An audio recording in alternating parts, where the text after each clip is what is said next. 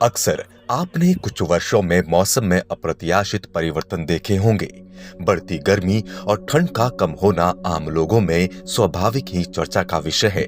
ये पर्यावरण की सामान्य प्रक्रिया नहीं, बल्कि वायुमंडल में ग्रीन हाउस गैसों की उच्च सांद्रता अधिक गर्मी बढ़ाने के लिए जिम्मेवार है। पहले जान लेते हैं आखिर ये ग्लोबल वार्मिंग या वैश्विक तापमान में वृद्धि क्या है।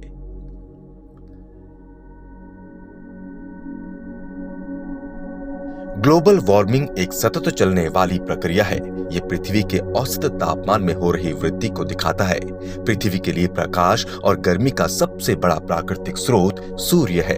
जब भी सूर्य का प्रकाश पृथ्वी पर पड़ता है तो उससे पहले कुछ प्रकाश किरणें परिवर्तित होकर अंतरिक्ष में लौट जाती हैं और कुछ किरणों को हमारे वायुमंडल में मौजूद ग्रीन हाउस गैसें परिवर्तित होने से रोक लेती हैं। इसे ही ग्रीन हाउस प्रभाव कहते हैं। इसी प्रभाव के कारण पृथ्वी पर गर्मी बनी रहती है। अगर ये ना हो तो पृथ्वी पर बहुत ठंड होगी। लेकिन इन ग्रीन हाउस गैसों के असंतुलित रूप से बढ़ने के कारण ये सूरज की ज्यादा गर्मी को सोखने लगी और इस तरह पृथ्वी का तापमान बढ़ने लगा और यही जलवायु परिवर्तन की समस्या है।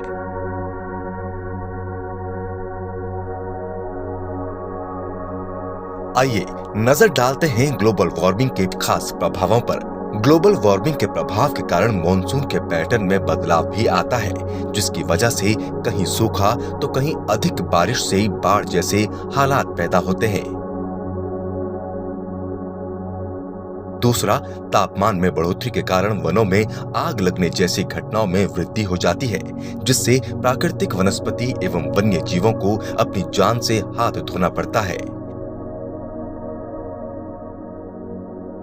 तीसरा, वातावरण में गर्मी बढ़ने के कारण उत्तरी और दक्षिणी ध्रुव में जमी हुई बर्फ पिघल रही है, जिससे समुद्र के स्तर में भी बढ़ोतरी हो रही है।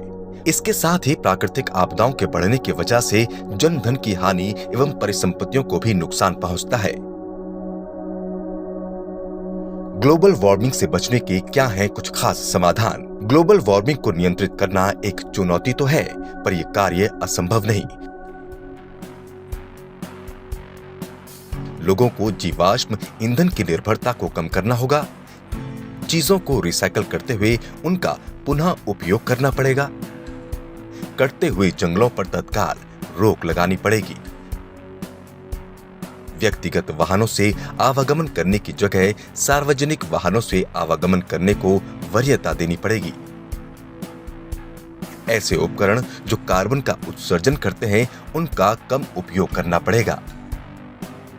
अगर हम ये सभी चीजें कर पाए तो ग्लोबल वार्मिंग की वजह से हो रहे खतरों को रोका जा सकता है।